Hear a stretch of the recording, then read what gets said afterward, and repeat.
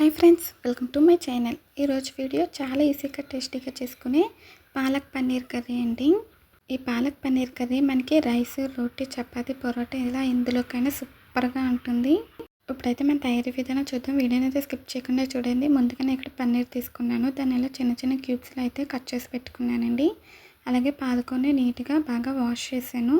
తర్వాత అందులో వాటర్ వేసి ఇలా బాయిల్ చేసుకోవాలండి. వాటర్ వేసి స్టవ్ మీద అయితే పెట్టిన అది బాయిల్ అవుతూ ఉంటుంది. ఈలోపు మనం పన్నీర్ కర్రీ కోసం పన్నీర్ అయితే కొద్దిగా ఫ్రై చేసుకోవాలి. ఇలా ఒక చిన్న ప్యాన్ పెట్టి ఆయిల్ వేసాను. ఆయిల్ హీట్ అయిన తర్వాత పన్నీర్ క్యూబ్స్ వేసానండి. వేసి ఇలా అన్ని సైడ్స్కి తిప్పుకుంటూ గోల్డెన్ కలర్ వచ్చేంత వరకు ఫ్రై చేసుకుంటే సరిపోతుంది. మరి ఎక్కువగా ఫ్రై చేసేస్తే మనకి అది హార్డ్ అయిపోతుందండి, గట్టిగా అయిపోతాయి. జస్ట్ గోల్డ్ కలర్ వచ్చేంత వరకు అన్ని సైడ్స్కి తిప్పుకుంటూ ఫ్రై చేశాను.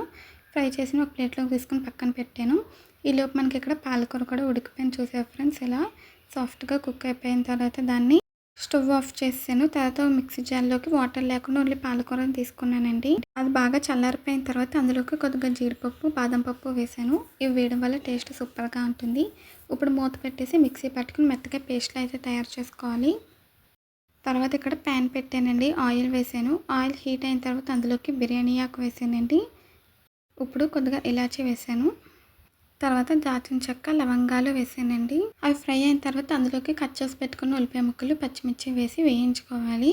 ఫ్రై అయిపోయాక చూపిస్తాను. చూడండి, ఇలా ఉల్లిపాయలు గోల్డెన్ కలర్ వచ్చేంత వరకు వేయించుకున్న తర్వాత ఇందులోకి 1 కప్పు టమాటా పేస్ట్ వేసానండి. టమాటాలు తీసుకుని మిక్సీ పెట్టుకుని ఇలా మెత్తగా పేస్ట్ చేసుకుని వేసుకోవాలి. ఇప్పుడు ఈ టమాటా పేస్ట్ వేసి బాగా వేయించాలండి. ఫ్రై అయిపోయాక చూపిస్తాను. చూడండి, ఇలా మగ్గిన తర్వాత ఇందులోకి 1 స్పూన్ అల్లం వెల్లుల్లి పేస్ట్ ఫ్రెష్గా చేసి వేసాను. తర్వాత పచ్చి గరం మసాలా పేస్ట్ వేసానండి. పచ్చి వేయడం వల్ల మనకి టేస్ట్ అనేది అద్భుతంగా ఉంటుంది.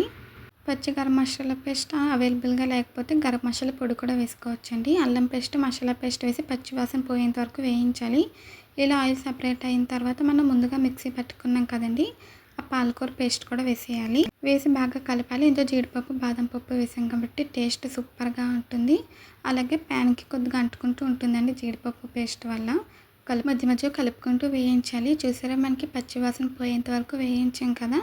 ఇలా మగ్గిన తర్వాత కర్రీకి తగినంత పసుపు, అలాగే తగినంత ఉప్పు, తగినంత కారం వేసుకోవాలండి.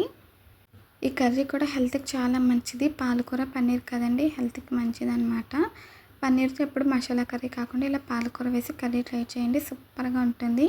ఇప్పుడు దీన్ని బాగా కలిపి ఒక 2 నిమిషాల పాటు మగ్గించాను. ఇలా మగ్గించిన తర్వాత ఇందులోకి మనం ముందుగా ఫ్రై చేసి పెట్టుకున్న పన్నీర్ క్యూబ్స్ కూడా వేసేసుకొని వేయించుకోవాలండి. మన పన్నీర్ సాఫ్ట్గానే ఫ్రై అయింది కాబట్టి ఫ్లేవర్స్ని కూడా బాగా పీల్చుకుంటుంది. ఒక 2 నిమిషాలు మగ్గించిన తర్వాత ఇందులోకి 1 గ్లాస్ వాటర్ వేసాను. 1 గ్లాస్ వాటర్ సరిపోతుందండి, ఎందుకంటే అన్నీ మనకి మగ్గిపోయినాయే కదా, జస్ట్ కుక్ అవుతే సరిపోతుంది. కలిపేసి మూత పెట్టేసానండి. బాయిల్ అయ్యే వరకు హై ఫ్లేమ్లో పెట్టి తర్వాత లో ఫ్లేమ్లో పెట్టి కుక్ చేసుకోవాలి. మధ్య మధ్యలో కలుపుకుంటూ కుక్ చేసుకోవాలండి. నేనైతే మీకు రెడీ అయిపోయాక చూపిస్తాను. చూడండి, పన్నీర్ కూడా భలే ఉంది, సాఫ్ట్గా జ్యూసీగా ఉంటుంది. ఆయిల్ సపరేట్ అయ్యేంత వరకు వేయించుకోవాలి. చూసారు, ఇలా ఆయిల్ సపరేట్ అయింది కదా. ఇప్పుడైతే నేను స్టవ్ ఆఫ్ చేసాను. అంతేనండి, పాలక్ పన్నీర్ కర్రీ అయితే రెడీ అయిపోయింది. ఈ వీడియో నచ్చితే ప్లీజ్ లైక్ చేయండి, షేర్ చేయండి, సబ్స్క్రైబ్ చేయండి, కామెంట్ చేయండి. Bye friends.